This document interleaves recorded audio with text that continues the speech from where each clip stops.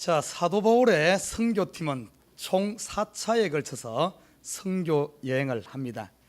여러분, 일반적으로 생각할 때는 사도 바울이 3차 선교 여행을 했다 생각하지만은 실질적으로 보면은 4차입니다. 제일 마지막 네 번째 선교 여행은 물론 로마에 의해 잡혀서 로마로 압송되어 가는 이런 과정의 여행이었습니다. 그렇지만 비록 사도 바울의 지금 자유의 몸이든 아니면은 이 묶여서 가든 죄수로 가든 사도 바울이 움직이는 곳곳마다 하나님의 복음이 전파되어지는 이런 역사가 일어납니다. 그래서 네 번째 로마로 향하는 그 길도 선교 여행의 일종이었습니다.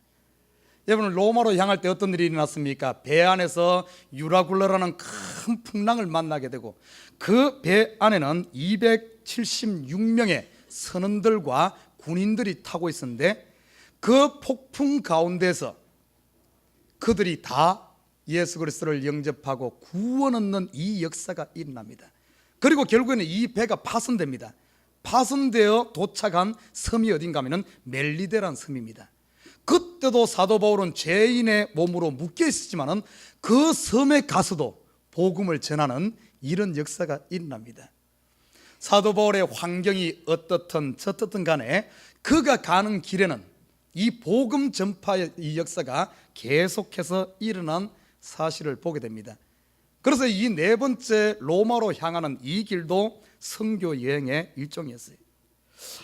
자, 저는 지금까지 우리가 사도 바울 일행의 1차 전도 여행을 살펴보고 있습니다. 13장부터 계속해서 우리가 살펴보는데 지금까지 우리가 걸어온 사도 바울의 1차 전도여행 여정을 살펴보면 첫째는 수리아 안디옥에서 파송받아서 출발해서 그리고 실루기아라는 항구에서 배 타고 어디로 가는가 하면 구브로 섬에 도착합니다. 구브로의 섬, 거기 살람이란 그곳에 도착해서 그곳에서 복음을 전하고 그리고 걸어서 섬의 반대편에 있는 서쪽에 있는 바보라는 섬에 도착해서 그 도시에 도착해서 그곳에서 우리가 살펴본 총독 서기오 바울을 구원하는 역사, 이방인을 구원하는 이 역사가 일어납니다. 이 일로 인해서 사울이 더 이상 자기 이름을 사울로 쓰지 아니고 바울로 쓰는, 그래서 완전한 이방인의 사도로 다시 한 번 더 태어나는 것을 경험합니다. 그 후에 어떤 일이 일어난가 하면 이들이 다시 배 타고 밤빌리아 버가라는 이 지역에 도착합니다. 그런데 이곳에서는 한 가지 사건이 터지죠. 바로 자기와 함께 했던 선교팀 중에 마가 요한이 뭔가 일이 터져서 예루살렘으로 돌아가는, 선교팀에서 이탈하는 이 역사가 밤빌리아 버가 지방에서 일어납니다. 그리고 이들이 비시디아 안디옥으로 가서 복음을 전하는데 그곳에는 놀라운 성령의 역사와 복음 전파의 역사도 있었지만 또 한편에서는 핍박과 고난이 그들을 기다리고 있음으로 말미암아 그들이 그곳에서 복음을 전하고 다시 복음 전도 지역을 옮기는데 오늘 본문에 나타난 이고니온입니다. 이고니온에 도착해서 오늘 또 복음을 전하는 모습을 보게 됩니다. 저는 이 사도행전을 같이 저와 여러분이 같이 설교를 통해서 따라가면서 이 사도 바울의 1차 선교여행, 2차 선교여행 쭉 따라가면서 한 가지 제가 느낀 사실은 이들은 지금 선교여행을 가지만은 우리 성도들도 우리의 삶 자체가 선교여행이구나 하는 것을 깨닫게 되었습니다. 저와 여러분, 하나님께서는 사도 바울에게 무엇을 맡긴 줄 압니까? 복음을 맡겼어. 하나님께서 사도 바울에게 복음을 맡겼고 그리고 이 사도 바울은 이 복음을 전해도 되고 전해도 되지 않는 옵션으로 생각한 게 아닙니다. 자기에게 맡겨진 사명으로 알았어요. 하나님이 나를 믿고 나를 충성되이 여겨서 나에게 이 복음을 맡겼다, 이렇게 사도 바울은 고백합니다. 이 복음은 사도 바울이 자기에게 맡겨진 그 복음의 사명을 잘 감당하다가 그는 하나님께로 가고 그리고 그 복음은 대를 이어서 지금 여기에 앉아있는 저와 여러분에게까지 맡겨진 줄 믿습니다. 예수를 믿는 한 명 한 명에게는 사도 바울에게 맡겼던 이 복음이 맡겨져 있어요. 왜? 하나님은 여러분들을 충성되이 여기고 여러분들을 귀하게 여기고 여러분들을 믿기 때문에 이 복음을 맡긴 줄 믿습니다. 저와 여러분 예수를 믿은 이후에 이 복음을 맡은 자로 여러분의 매일매일 하루하루의 삶이 선교 여행과 같습니다. 자, 이런 선교 여행 가운데 오늘 본문에 보니까 이 사도 바울 일행은 이고니온이란 지역에 도착했어요. 저도 선교 여행 가정에 지금 2015년 오늘이 며칠이죠? 3월 28일인가 29일인가? 지금 이 시점에 이르렀고 장소로는 에버그린 장로교에 이르렀고 여러분의 삶의 현실에 지금 상황에 도착한 겁니다. 자, 그러면은 이 이고니온에서 어떤 일이 일어났는가? 저는 오늘 본문을 보면서 지금 우리 성도들 가운데서도 이고니온의 삶을 살고 있는 선교 현장에 있는 사람들이 많겠구나 하는 것을 한번 생각해 보았습니다. 가는 곳마다 기쁨이 있고 열매가 있는 반면 가는 곳마다 수많은 문제들이 터집니다. 이것이 사도 바울 일행의 선교 여행이 그 가운데 열매가 드러나고 또 그 가운데 고통도 있고 어려움도 있습니다. 우리 인생 보십시오. 여기까지 이르며 지금 정말 즐거운 열매들도 있고 즐거움도 있지만 또 거기에 못지않게 수많은 근심 걱정의 문제들이 우리 앞에 산적해 있고 우리 앞을 가로막고 있을 겁니다. 여러분, 이 문제를 어떻게 풀어나갈 것인가? 결과적으로 보면은 아무리 큰 문제가 그들 앞을 가로막는다 할지라도 그들이 가는 이 복음의 여행, 복음의 여정은 막지를 못했습니다. 우리도 똑같아요. 여러분, 지금 아무리 많은 문제, 경제적인 문제, 건강의 문제, 자녀의 문제, 수많은 문제가 있지만은 우리의 이 믿음의 여정, 천국을 향한 이 길은 막지 못하는 줄 믿습니다. 넘어가야 돼. 자, 그러면은 오늘 본문에 이고니온에서 어떤 일이 있었는가 한번 살펴보십시다. 자, 오늘 14장 1절에 보면 이렇게 말합니다. 이에 이고니온의 두 사도가 함께 유대인의 회당에 들어가 말하니 유대와 헬라의 허다한 무리가 믿더라. 자, 여기까지 보면 참 어떤 장밋빛 인생이 지금 시작되는 것 같아요. 가서 새로운 지역에 가서 복음을 전했는데 그곳에 유대인뿐만 아니라 헬라인까지 복음을 받아들이며 참으로 부흥이 일어나고 인생의 황금기를 맞는 이런 놀라운 역사가 일어납니다. 자, 그런데 그게 다가 아니었어요. 2절로 넘어가 보십시다. 그러나 순종치 아니하는 유대인들이 이방인들의 마음을 선동하여 형제들에게 악감을 품게 했다, 이렇게 말하고 있어요. 한쪽에서는 부흥이 일어나고 좋은 일들이 일어났는데 또 한쪽에서는 어떤 일이 일어나는가 하면은 오늘 본문에 보니까 두 가지의 사건이 터집니다. 첫 번째 보니까 순종치 아니하는 유대인들이 이방인들의 마음을 선동했다 그랬어요. 지금 아직까지 복음을 받지 않고 믿지 않는 이방인들의 마음을 선동하며 다니고 또 한 가지는 뭔가 하면 형제들의 마음에 형제들에게 악감을 품겠다, 이렇게 말합니다. 여기서 말하는 형제는 누군 줄 압니까? 성경에 보면 형제라고 표현할 때는 예수 그리스도를 믿은 사람을 형제라 그럽니다. 이제 그들 가운데 복음을 전했을 때 예수를 감 믿고 이제 어떻게 보면 초신자인 이들의 이 믿는 사람들의 마음속에다가 악감을 품게 하는 거예요. 다시 말해 복음서의 이 언어를 빌려서 말한다면 가라지를 뿌리기 시작합니다. 믿지 않는 사람들에게는 선동해서 사도 바울 이 사람들을 복음을 듣지 못하게 하고 지금 겨우 복음 전에서 믿고 있는 사람들에게는 가라지를 뿌려서 그들 속에 있는 믿음이 복음이 자라지 못하도록 믿음이 성장하지 못하도록 방해하는 이 역사가 일어났다 그랬어요. 자, 오늘 본문의 2절에 보면 이렇게 말합니다. 순종치 아니하는 유대인들. 여기서 보면 순종치 아니한다. 여러분, 순종의 반대말이 뭐죠? 순종의 반대말은 불순종이고 불순종의 반 순종이죠, 그죠? 여기 불순종하는, 순종치 아니한 불순종하는 사람들, 이 사람들을 성경에 보면은 불순종의 아들이다 표현하며 사단과 마귀의 메인 사람들을 이렇게 표현합니다. 반대로 예수 그리스도를 영접한 사람들을 순종의 자녀들이다, 이렇게 표현합니다.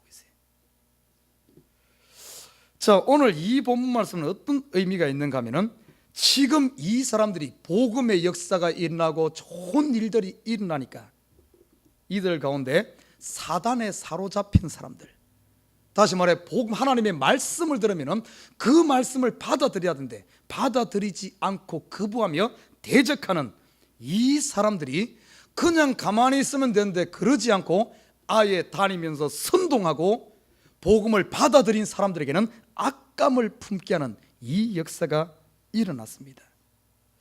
저는 이것을 보면서 지금 그때 역사했던 이 사단의 역사는 지금 교회 가운데서도 우리 가운데서도 일어날 수 있는 일이고 지금 어쩌면 우리가 그 가운데 있는지도 모릅니다. 여러분 보십시다. 우리도 지금도 똑같아요. 하나님의 말씀을 들으면 두 가지 현상이 나타납니다. 첫째는 그 말씀을 아멘으로 받고 한 주간 그 말씀 부여잡고 씨름하면서 그 말씀 앞에 내 자신이 깨어지고 변화되어져 그 말씀이 나를 지배하는 이런 순종하는 역사가 일어나는 반면 또 한 가지 현상은 여러분 말씀 다 들을 때마다 아멘 하면 내가 그렇게 살아가려고 합니까? 아니면 때로는 보면은 그 말씀을 듣고 나서 내 마음이 서운할 때가 있어. 때로는 내 마음이 그 말씀 앞에 순종이 되어지지 않을 때는 내 마음에 뭔가 찜찜함이 있고 때로는 말씀 듣고 시험 드는 경우도 있습니다. 순종하지 않게 되면 어떤가 하면 내 마음에 이런 마음이 드는 거예요. 여러분 지금 이 하나님의 말씀 예를 들어 보십시다. 하나님의 말씀 11조 해라. 자, 우리 대친구 11조 대부분 합니다만 때로는 그 말씀 앞에 내가 아직까지 그 믿음의 단계에 못 이르러서 못할 수도 있어요. 전도해라. 하나님의 명령 앞에 우리가 전도를 해야 되지만 때로는 내가 믿음의 그 단계에 이르지 못하고 내가 부끄러워서 아니면 소심해서 갖가지 두려움 때문에 순종하지 못할 때도 있어요. 주일 성수해라. 때로는 우리가 지금 다 하지만 때로는 내가 못할 때도 있어요.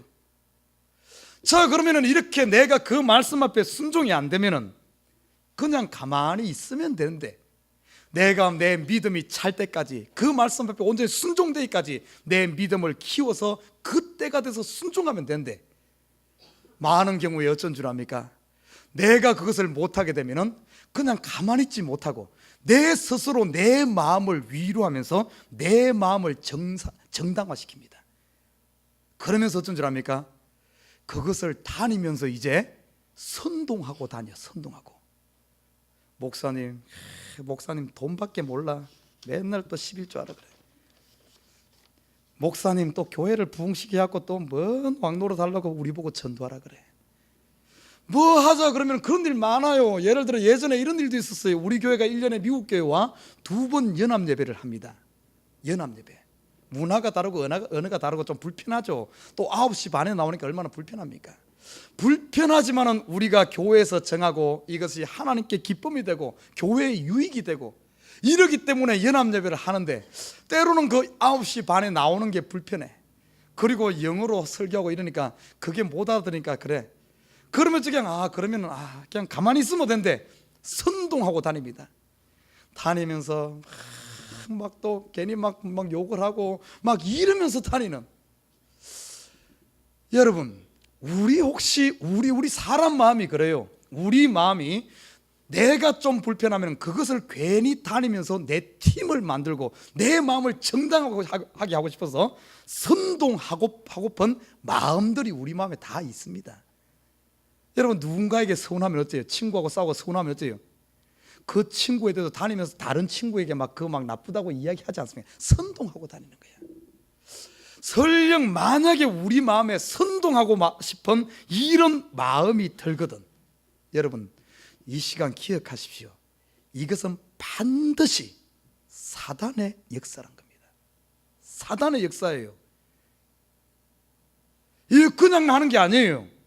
그냥 가만히 있으면 어쩐 줄 압니까? 내 속에 얼마든지 서운한 곳이 있고 이런 게 그냥 가만히 있으면 이거 그냥 내 마음에서 그러다가 그냥 없어집니다. 그러나 내가 그것을 선동하고 싶은 마음이 든데 그것을 입을 벌려서 빈틈을 주는 순간 내가 열어서 이걸 하는 순간 그 빈틈 사이로 사단이 역사합니다. 사단이 그래서 다른 성경에서는 이것을 뭐라고 하면 당을 짓는다 이렇게 말합니다. 당을 짓는다. 오늘 본문에 보니까 이 역사들, 이 유대인들이 이 사단에 사로잡혀서 사단에게 빈틈을 줘 사단에 붙들려서 지금 선동하고 다니는 거예요. 또 여러분 기억할 게 있어요. 누군가 다니면서 안 좋은 거에 대해서 자꾸 선동하고 다니거든. 여러분 기억하십시오. 그것은 저 사람이 지금 사단에 붙들려 있는 상태입니다. 성경은 어떻게 이야기하는 줄 압니까? 복 있는 사람은 뭐라 그랬어요? 악인의 꾀를 쫓지 아니하며 죄인의 길에 서지 않는, 사단에 붙들린 사람에게 거기에 같이 팀을 이뤄서 함께 동조하는 사람들을 불쌍한 사람이라 그래. 우리가 인생 여정 가운데 얼마든지 있을 수 있어요. 얼마든지 교회에서도 있을 수 있고 사회에서도 있을 수 있고 가정에도 있을 수 있고, 이거 분별 못하면 어쩐 줄 압니까? 계속해서 남이 선동하는데 선동당해서 앞에서 우시아 하다가 결국에 남는 거는 감옥밖에 안 남아. 결국에 우리 마음에 상처만 남는 거야. 실질적으로 이민사회를 한번 돌아봐요. 자기의 분명한 생각을 가지고 어떤 일을 결정하면 그것이 안 되면 그 책임이 자기에게 돌아오기 때문에 어디 가서 말을 못해. 그러나 남에게 선동당해서 이용당해서 이리저리 하고 나서 나중에 그 결과가 정말 상처만 나오면 남들 핑계 댄다고 그게 해결이 됩니까? 사단은 이 시대도 사람들을 이용하고 나서 자기는 싹 빠져버립니다. 그러면 남는 것은 사람들 사이에 상처만 남는 거예요. 사단에게 이용당하면 그래요. 지금 이민사회에 수많은 사람들이 상처받고 교회에서 상처받고 이런 일들이 전부 뭔가 하면 그 사람 자의로 그런 것 아니에요. 이용당해서 그래. 이 사단의 선동에 이용당해서 그렇습니다. 오늘 본문에 보니까 이 불순종하는 이 사람들이 선동합니다. 두 번째는 어떤 일이 일어난 줄 압니까? 형제들에게 악감을 품게 되요. 여기서 말했죠. 아까 형제들은 뭐라 그랬어요? 복음을 받아들인 순진한 성도들, 믿음이 연약한 사람들, 이 사람들에게 다니면서 뭐라는 줄 압니까? 가라지를 뿌리는 거예요. 가라지. 성경에 보면 참 기가 막힌 표현이 나오죠. 여러분 우리가 잘 아는 복음서에 보면은 하나님의 말씀을 하는 뭡니까? 이 주인이 가서 자기 옥토에다가 말씀을 뿌리는 거예요. 이 뭡니까? 곡식을 뿌립니다. 곡식 뿌리고 딱인데 저녁이 되니까 사단이 와서 어떻게 합니까? 곡식 뿌려놓은 그 자리에 가라지를 뿌리고 갔다 이렇게 말합니다. 오늘 그 상황이 그대로 드러나잖아요. 이 사도들이 이고니온에 가서 복음 전하니까 수많은 사람이 돌아왔는데 이 사람들 뿌려놓은 지금 복음이 자라고 있는 이곳에 이 유대인들이 가서 악감을 품게 하는 가라지를 뿌리는 거예요. 사랑하는 우리 식구 여러분, 여러분의 지금 마음은 옥토예요. 여러분의 지금 곡식이 자라고 있습니다. 혹시 여러분이 사단이 와서 이 악감을 품게 하는 가라지를 뿌리거든, 여러분 이 가라지가 싹이 내리기 전에 빨리 뽑아서 버리시길 주님을 부탁드립니다. 그러면 가라지가 뭔가? 복음은 어쩐 줄 압니까? 복음을 받아들인 하나님의 말씀은 반드시 어떤 일이 일어나는가 하면 하나님의 말씀을 받고 나면 내 마음에 자유함이 있어. 내 마음에 소망이 생깁니다. 내 마음에 긍휼한 마음이 생깁니다. 내 마음이 부드러워져요. 독하지 않아. 부드러워집니다. 내 마음에 사랑이 생깁니다. 이 세상이 살맛 나는 세상이에요. 그런데 이렇게 좀 이렇게 복음 듣고 예수 믿고 이렇게 하는데 막 그런데 누구를 만나고 오니까, 좀 친구 만나고 오니까 갑자기 내 마음에 근심이 쌓이고 매이고 걱정이 있고 두려움이 있고 미움과 원망과 시기가 있나. 이게 가라지예요. 이게 가라지. 그런 경우 얼마나 많습니까? 오늘 지금 너무 기분 좋게 주일날 예배드리고 이야 소망 가운데 딱 교회 나간대 오후에 친구 만나고 나니까 친구가 뭐 또 뭔 일 생겼다 그러고 막 이러면서 내일도 아닌데 그것이 고만 내 마음에 살았고 오늘 밤새도록 잠도 못 자고 끙끙 앓을 수가 있어. 이런 일들 나하고는 상관도 없는 일인데 괜히 그 사람 만나고 나서 쓸데없는 근심과 두려움과 걱정과 확 나를 덮어버리는, 이게 가라지예요. 여러분 어떻습니까? 사람들 만나면 만날수록 여러분에게 가라지를 뿌리는 사람이 많습니까? 아니면 만나고 나면 내 마음이 유쾌해지고 소망이 생기고 다시 만나고 싶은 이런 사람들이 많습니까? 얼굴들이 보니까 좋은 씨를 뿌리는 사람보다 가라지 뿌리는 사람이 더 많은 것 같아. 여러분 주위에 그래요? 저는 한국에만 가면은 제 주위에 가라지 뿌리는 사람이 많아. 왜냐하면 우리 집은 저밖에 안 믿어요. 제가 뉴욕에서는 너무 행복하게 사는데 한국만 한번 가면은 전부 죽는 소리만 하는 거예요. 죽는 소리만. 형제들끼리도 죽는 소리. 내가 봤을 때는 우리 집보다도 훨씬 좋은 집에 살면서도 죽는 소리 하는 거예요. 그래, 한국 갔다 오면은 한 일주일 동안은 제 마음이 막 복잡해 버립니다. 아니, 여기 있어서 할 수 있는 것도 아무것도 없는데 내 마음이 복잡해. 그러면 이곳에 와서는 다 제가 뽑아버립니다. 하나씩. 다시 가라지를 뽑고 다시 곡식을 키워내는 거예요. 여러분, 혹시 여러분 주위에 가라지 뿌린 사람이 많으면은 거기에 계속 기웃하다 보면은 여러분 마음밭이 갈대밭이 되고 쑥대밭 됩니다. 그런 분들 많거든. 가라지 뿌리는데 가지 말고 좋은 곡식 뿌리는데 가까이 오시길 주님을 부탁드립니다. 그래서 주위 사람을, 어떤 사람을 두느냐가 참 중요해. 나에게 소망을 심고 나에게 복음을 심고 은혜를 나누는 간증하는 이런 무리와 함께 있으면 가라지들이 틈을 못합니다. 그러나 그러지 아니하고 맨날 가면은 가라지 뿌리는 사단 주위에 빈둥빈둥 하다 보면은 다 거기에 이 물드는 거예요. 그런데 우리가 알아야 될 것은 사단은 어떤 밭에다가 이 가라지를 뿌리는가? 두 가지 밭입니다. 첫째는 뭔가 하면은 빈틈이 있을 때, 우리가 사단에게 빈틈을 줄 때 사단은 그곳을 역사합니다. 이 빈틈이라는 것은 크게 보면 죄예요. 죄. 내 속에 욕심이 가득 차고 욕망이 가득 차고 내 속에 남을 미워하는 마음이 가득 차면 어떤 줄 압니까? 그런 마음이 가득 찬 이런 죄에 가까이 있는 사람들은 또 그런 소리를 듣길 좋아합니다. 남에 대해서 시기하는 마음이 많은 사람들은 남 험담하는 자리 가면은 그게 즐거워.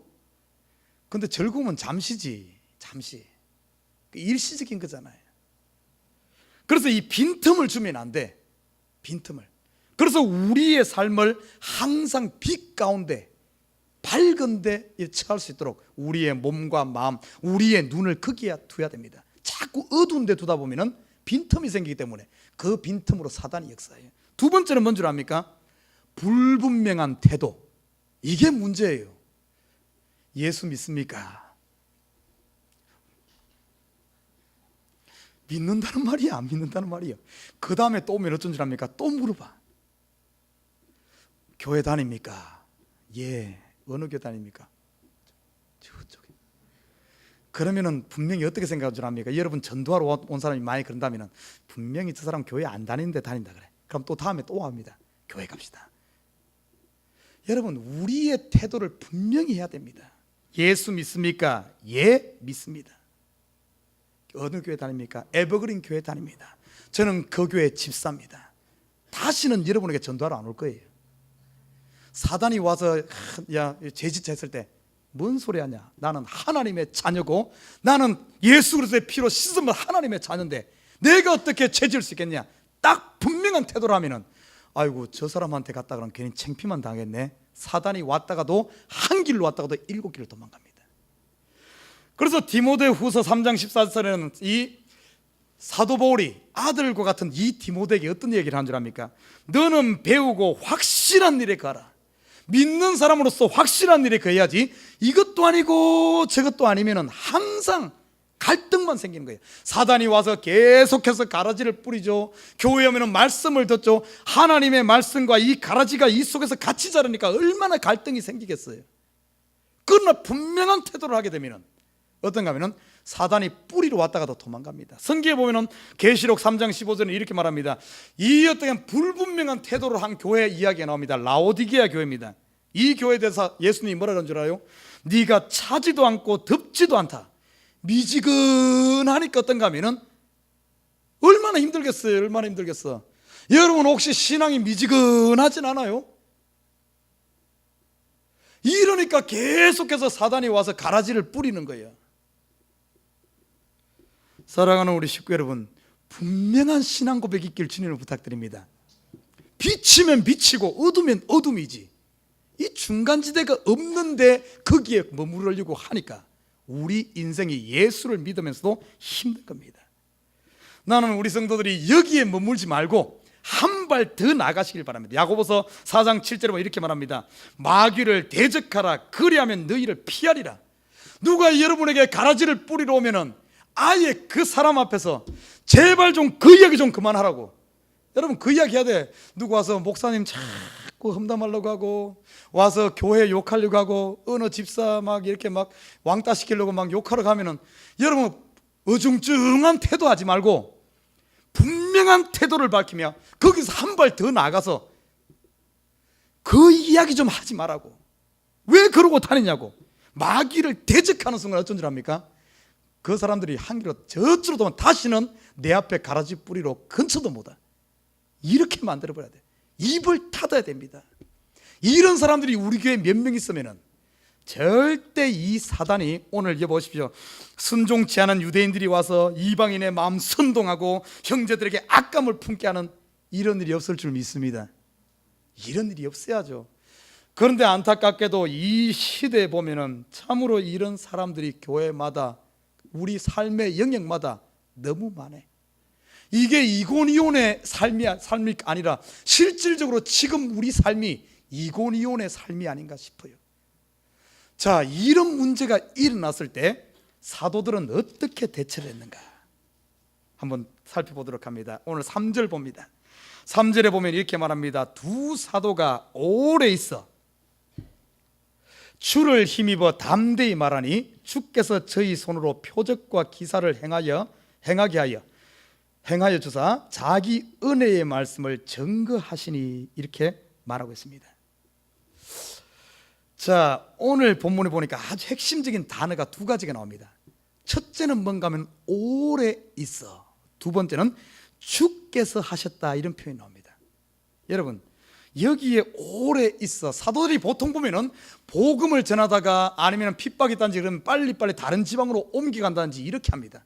그런데 오늘 여기 본문에 보면 이 사람들이 그렇게 핍박을 하고 악감을 품게 하고 선동하고 다님에도 불구하고 그곳에 오래 있었다, 이렇게 말하고 있어요. 여기에 오래 있어, 이 말 속에는 엄청난 영적인 비밀이 숨어 있어요. 어떤 의미인 줄 압니까? 사도들이 지금 이 선동하고 악감을 품게 하는 이 사건을 육체적인 육신의 일로 보지 아니하고 반드시 승리해야 될 영적 싸움으로 이해했다는 겁니다. 영적 싸움으로. 그냥 피할 수도 있었어요. 떠날 수도 있었습니다. 그리고 이거에 대해서 그냥 단호하게 그들과 대적해서 그러지 마라, 복음 전하는 이 초신자들에게 왜 그 짓 하느냐 하며 당장 거기서 그렇게 칼로 무 베듯이 탁 벨 수도 있었지만은 이 제자들이 그렇게 하지 않았습니다. 오래 있었다. 이 말 속에는 어떤 의미가 있는가 하면은 이 문제는 영적인 문제이기 때문에 인간의 방법으로 이것을 이기는 것이 아니라 하나님의 방법으로, 내가 이기는 것이 아니라 하나님이 개입해서 하나님이 풀어주시기를 바라는 그런 의미가 이 속에 들어있습니다. 하나님의 방법으로. 사랑하는 우리 식구 여러분, 혹시 여러분의 인생이 지금 이고니온의 삶은 아닙니까? 한쪽에서는 부흥이 일어나면 또 한쪽에서는 문제 터지고, 또 이거 풀고 나면 저거 터지고, 형제 복음 전해놓으면 또 사단이 와서 가라지 뿌리고, 하나 문제 해결하면 또 저거 터지고, 계속해서 그 문제 속에서 풀린 것 같던데 계속해서 반복되어지는 이런 일은 아닙니까? 이 일에 인간적인 방법으로 풀려고 하면 어떻게 되는 줄 압니까? 결국에 남는 것은 상처밖에 남지 않아요. 사단에게 이용당합니다. 그래서 오늘 이 제자들이 이 방법을 개인으로 풀지, 인간적인 방법을 풀지 않고 하나님께 맡기는, 그래서 이들이 이곳에 오래 있었던 겁니다. 여러분, 교회에도 보면 여러 가지 문제가 일어날 수 있어요. 예를 들어 A라는 집사가 교회에서 문제를 일으켜. 그러면 목사가 가장 쉽게 해결하는 방법은 뭡니까? 그 사람을 교회에 못 오게 하면 되는 거예요. 가장 간단해. 못 오게 한다고 또 안 오잖아. 또 오나? 예를 들어 A라는 전도사가 예를 들어 문제가 생겼다. 가장 간단한 방법은 뭡니까? 사표 쓸어가면 되는 거예요. 가장 간단한 방법이요. 그런데 만약에 그런 인간적인 방법으로 그 문제를 해결하면 어떻겠습니까? 쫓겨난 사람은 어쩌겠어요? 얼마나 마음의 상처를 받고 다니면서 목사를 욕하고 교회를 욕하고 하나님을 욕하고 하겠어요. 또 쫓아낸 사람 입장에서도 얼마나 그렇습니까? 결국에 그 문제가 영적인 문제인데 사단이 그렇게 했는데 인간적인 방법으로 해결하고 나면은 보낸 사람도 상처가 되고 간 사람도 상처가, 결국엔 남는 것은 하나님의 영광커녕 문제는 벗어났을지 몰라도 상처밖에 없는 거예요. 결국에 사단이 노리는 게 뭔 줄 압니까? 사람들에게 상처를 많이 주어서 서로가 서로를 불신하게 하고, 남편은 아내를 불신하게 하고, 부모는 자식을 불신하게 하고, 성도는 목사를 불신하게 해서 인간 사이 뭉치는 것을 못 뭉치고 분리시켜서 원망만 가득 차게 하는 것이 사단의 계략인데 거기에 말려드는 겁니다. 제자들이 지금 이 문제를 인간적인 눈으로 보지 않고 이거는 하나님의 영적인 싸움이구나, 그걸 분별했기 때문에 오래 있어서, 여러분 나는 우리 식구들이 우리 식구들의 마음이 좀 이렇게 열려가지고 대부분의 일은 좀 양보하기를 원해요. 양보하기를 원합니다. 그러나 영적인 싸움에 있어서는 반드시 승리해야 될 줄 믿습니다. 왜냐하면 사단에게 한 발 물러서는 순간 사단은 더 큰 힘을 가지고 몰려옵니다. 사단은 몰려와요.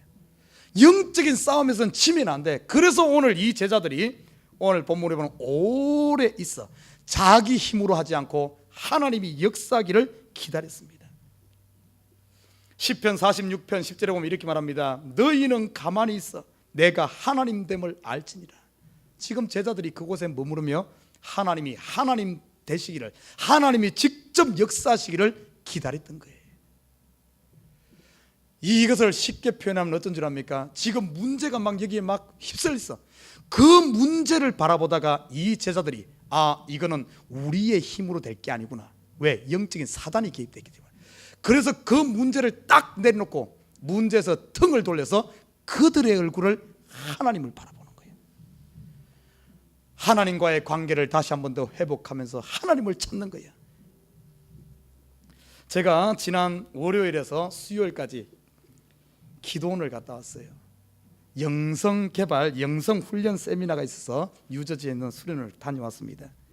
거기서 같이 기도하면서 세미나를 하면서 서로 토론하는 과정에 지금 현대 교회의, 현대 성도들의 가장 큰 문제가 무엇일까? 이 부분을 같이 목사님들과 나누는 과정 가운데 이 시대의 안타까운 사실은 너무 많은 성도들과 교회들과 사역자들과 일꾼들이 일에 너무 포커스가 맞춰져 있다. 일에. 여러분 한번 보십시오. 지난 30년, 40년 동안 이 교회를, 한국교회와 이 세계교회를 어떤 이끌어갔던 힘이 뭔가 하면은 전부 일과 관계되어 있습니다. 여러분 보십시오. 성경 공부, 사역 훈련, 제자 양육, 사역자 훈련, 전부 이런 프로그램들이 주로 줄을 이뤘습니다. 그렇죠? 3, 40년 사이에 전부 어떤가 하면 사역자 훈련. 어떤 의미입니까? 일꾼을 키워서 빨리 일을 하게 하게끔 하는 거 아닙니까? 제자 양육, 제자를 키워서 빨리 투입해서 일하는 것 아닙니까? 그래서 그 결과가 어떤가 하면 수적인 성장을 이뤘어요. 한국교회 얼마나 수적 성장을 이뤘습니까? 교회 얼마나 커졌습니까? 많은 일을 했어요. 얼마나 많은 선교사 보냈습니까? 자, 30년, 40년이 지난 지금 그렇게 교회가 많은 일을 했는데 결과는 뭡니까? 결과는 뭐예요? 이렇게 많은 일을 했으면 교회가 더 성장하고 사회에 영향을 주고 세상으로부터 칭송받아야 되는데 지금 40년이 안 돼서 결과를 딱 보니까 어떤 현상이 나타난 줄 압니까? 교회는 침체기에 들어있고 교회들마다 문제가 터지고 하나님의 일을 하면 오히려 일을 많이 하면 많이 할수록 제대로 되면 더 힘이 나고 더 어떻게 보면 일해야 되는데 지금 시대의 수많은 교회 일꾼들과 사역자들, 성도들은 다 지쳐있고 그리고 세상으로부터 교회가 칭송 듣느냐? 칭송보다는 어때요? 우리 기독교가 참 교회에서 입에 담을 말은 아니지만은 세상 사람들이 어떻게 표현한 줄 압니까? 이 기독교를 개독교라 그래. 이렇게 지금 칭송 듣는 것이 아니라 욕먹는, 지금 이게 현실이 현주소예요. 왜 그렇습니까? 너무 일에다만 포커스 맞춰서 수적 양적 이러다 보니까 오히려 일이 다 소진되어지는 거예요.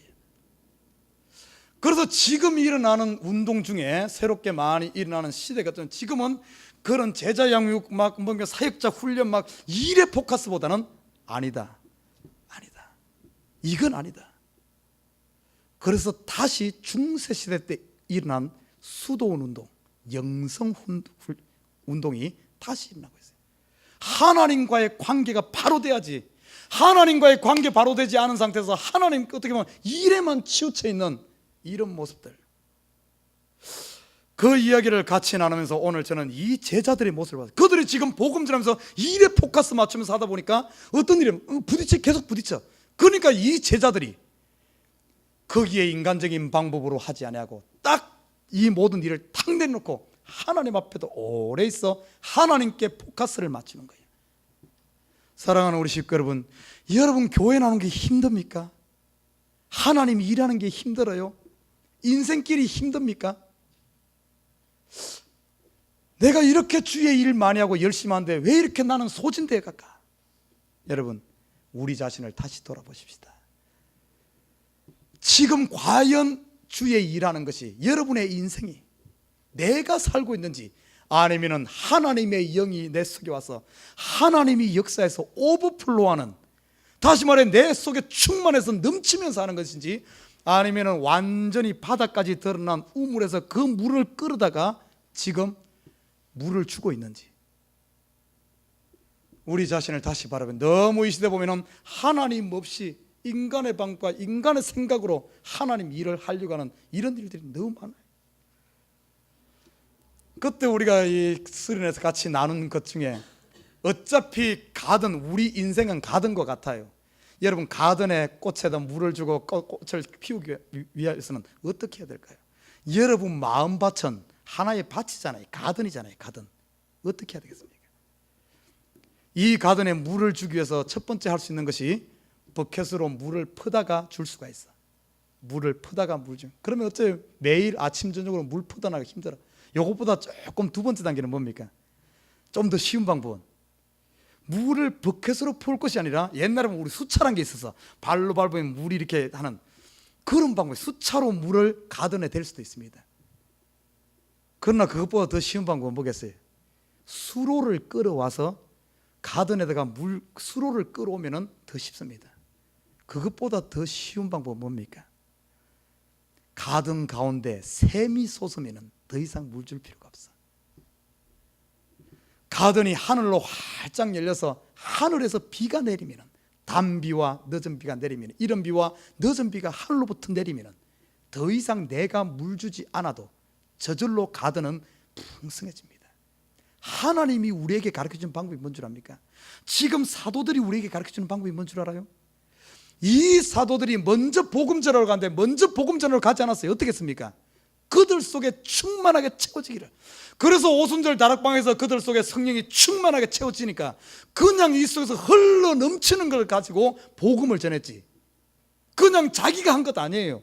그래서 그들 속에, 내 속에 은혜가 떨어질 때마다 그들이 모여서 다시 기도함으로 말미암아 다시 샘솟기를, 하나님이 채워주기를 기다렸고, 그들이 다시 제 성령의 충만을 받아서 흘러 넘치면서 그들의 인생 여정을 살아갔어요. 다음에 선교 여행을 했습니다. 우리 인생은 선교 여정과 같아요. 우리의 인생을 내 속에서 이 역사는 하나님께서 공급하신 이 기쁨과 즐거움과 소망으로 살아가고 있습니까? 아니면은 팍팍 마른 밑에 그 바가지로 물 한 걸 긁어 가지고 살고 있습니까? 오늘 사도들이 보십시오. 그런 사단과의 영적 싸움에 딱 부딪히니까 육으로 싸우지 않고 그들의 얼굴을 하나님께로 향하며 하나님을 바라보게 되었습니다. 하나님께 충만을 받아서, 하나님, 이 문제는 내 문제가 아니네요. 이 문제는 하나님이 개입하셔서 하나님께서 직접 간섭해야 되겠네요. 그러면서 하나님의 방법과 하나님의 때를 기다리니까 오래 걸리는 거예요. 우리 같으면 그냥 단칼에 그냥 너 죽고 나 죽자 해버리겠는데 하나님은 그러지 않아. 오래 기다리니까 어떤 역사가 일어난 줄 압니까? 오늘 보십시다. 세 가지 현상이 일어납니다. 세 가지. 첫째 일어난 것이 뭔가 하면 3절에 보면 두 사도가 오래 있어 주를 힘입어 담대히 말하니. 첫째 일어난 현상이 이 제자들 속에 담대함이 생겼어. 담대함. 여기서 말하는 담대함은 그냥 야, 내 용기 생긴 거 이런 말 아니에요. 그들 속에 지금 하나님의 능력, 성령이 충만해서 파워풀한 샘이 솟는데 이걸 막을 수 없는 이 힘이 그들 속에 일어났다는 거예요. 담대함이 생겼고, 두 번째는 어떤 일이 일어난 줄 압니까? 이 문제들을 이 사도들이 가서 막 부딪힌 게 아니라 누가 역사인 줄 압니까? 오늘 보시죠. 주를 힘입어 담대히 말하니 주께서 저희 손으로 표적과 기사를 행했다. 이렇게. 주께서 직접 역사해서 하나님이 직접 개입해서 표적과 기사를 나타내고 그 표적과 기사를 통해서 하나님께서 하나님의 말씀에 대한 이 증거를 확실하게 보여주는 이 역사가 일어났습니다. 사랑하는 우리 식구 여러분, 여러분 인생 가운데 여러분이 지금 모든 문제를 싸우고 있습니까? 아니면은 하나님께 돌아가 하나님이 여러분의 인생에 있어 하나님이 직접 싸우고 있습니까? 내가 싸우면 상처밖에 없어. 그러나 오늘 보니까 이 제자들이 하나님이 싸우게끔 오래 기다리고 하나님과의 관계를 바르게 하니까 어떤 역사가 일어난 줄 압니까? 오늘 4절 보십시오. 그 성에 무리가 나뉘어 유대인들을 쫓는 자도 있고 두 사도를 쫓는 자도 있는지라. 지금 하나님이 딱 개입을 하니까 두 편으로 딱 드러납니다. 애매모호한 게 없어져요. 빛과 어둠이, 흑과 백이 딱 드러나는 거예요. 하나님 앞에 서게 되면은 우물쭈물한 게 없어요. 하나님 앞에 서게 되면은 옳은 거는 옳은 거고 어둠은 딱 드러납니다. 하나님의 말씀, 하나님께 직접 증거하니까 이런 하나님의 말씀은 캐논 잣대입니다. 오늘 보니까 유대인들을 쫓는 자도 있고 제자들을 쫓는 자로 하나님이 개입하니까 딱 드러났다는 이 말은 하나님의 심판입니다. 사단이 역사하는 것에 대해서 하나님께서 직접 개입해서 심판하니까 어떤 일이 일어납니까? 오늘 보십시오. 5절 보십시오. 이방인과 유대인과 그 간원들이 두 사도를 능욕하며 돌로 치려고 달려더니. 사단은 자기의 정체가 드러나게 되면 마지막 세상 말로는 발악을 합니다. 그래서 사도들을 돌로 치려고 죽이려고 하는 거예요. 이 말은 지금 오늘 이 말은 제자들 가운데 하나님이 역사하니까 빛과 어둠이 드러나고 믿는 자와 믿지 않는 사람이 두 파로 딱 나눠지면서 제자들이 이고니온에서 해야 될 복음 전도 사역이 끝났음을 이야기합니다. 왜? 하나님이 개입하니까 하나님을 믿을 사람은 다 믿고, 그러지 않고 하나님께 속하지 않은 사람들은 완전히 유대인 그쪽으로 가지고 돌로 치려고 하는 이런 역사. 그때 사도들이 어떤 일이 일어난 줄 압니까? 마지막 6절 보십시오. 저희가 알고 도망하여. 여기서 도망했다는 것은 제자들이 비급해서 도망한 게 아닙니다. 두려워서 도망한 게 아니에요. 피한 게 아닙니다. 이곳에서는 이제는 더 이상 할 일이 없고 하나님께서 그들에게 맡긴 사명을 마무리했음을 의미합니다. 사랑하는 우리 식구 여러분, 여러분의 지금 하나님께서 여러분에게 지금 바라는 지금 삶이 있어요. 이곳에서 하나님께 전적으로 의지하면 여러분 가운데 있는 수많은 혼동된 이런 문제들이 분명하게 드러나고, 여러분이 지금 이고니온에서 속한, 지금 여러분의 삶 가운데 현재에 속한 문제들이 클리어하게 해결되고 여러분은 자유함을 얻고 또 다음 단계 하나님께서 우리에게 원하시는 그곳으로 이동하는 줄 믿습니다. 여러분 지금 어떤 편을 택하고 있습니까? 여러분 힘으로 여러분의 인생을 살아갑니까? 하나님께 맡기고 살아갑니까? 나는 우리 에버그린 식구들이 지금 혼돈 가운데 지금 살고 있다면, 아니면 끊임없이 누구로부터 바드링을 당하고 누구로부터 도전당하고 정말 집요하게 사단이 내 마음을 자꾸 요동시키고 계속해서 갈등 속에 있다면 더 이상 그 문제에서 휩쓸려 들어가지 말고 이제는 문제 다 내려놔요. 여러분 자녀 문제 내려놔요. 여러분 건강 문제 내려놔요. 여러분 물질 문제 내려놔요. 더 이상 거기에 거기서 아웅다웅하지 말고 결국엔 상처밖에 안 남아. 딱 내려놓고 하나님께로 얼굴을 향하시길 주님의 이름 부탁드립니다. 하나님 사랑합니다. 하나님, 내가 여기 있습니다. 내가 시집에 살다가 친정집에 돌아왔습니다. 하나님과의 관계가 바로 서는 순간, 아, 고생했다, 여기 있으라. 그리고 시어머니 되시는 하나님이, 시아버지 되시는 하나님이, 시아버지가 아니지, 친정어머니 되시는 친정부모님이 나서서 우리의 문제 해결해. 그러면 친정집에 놀다가 나중에 가면 되는 거야. 나는 우리 식구들이 여러분의 삶 가운데 지금 그런 문제가 계속 반복되고 있다면 더 이상 거기 있지 말고 하나님께 문제를 맡기고 하나님이 직접 우리의 싸움을 싸우는, 그래서 저와 여러분이 할 것은 하나님의 영광을 보는 이런 삶이 되시기를 주님의 이름으로 부탁드립니다.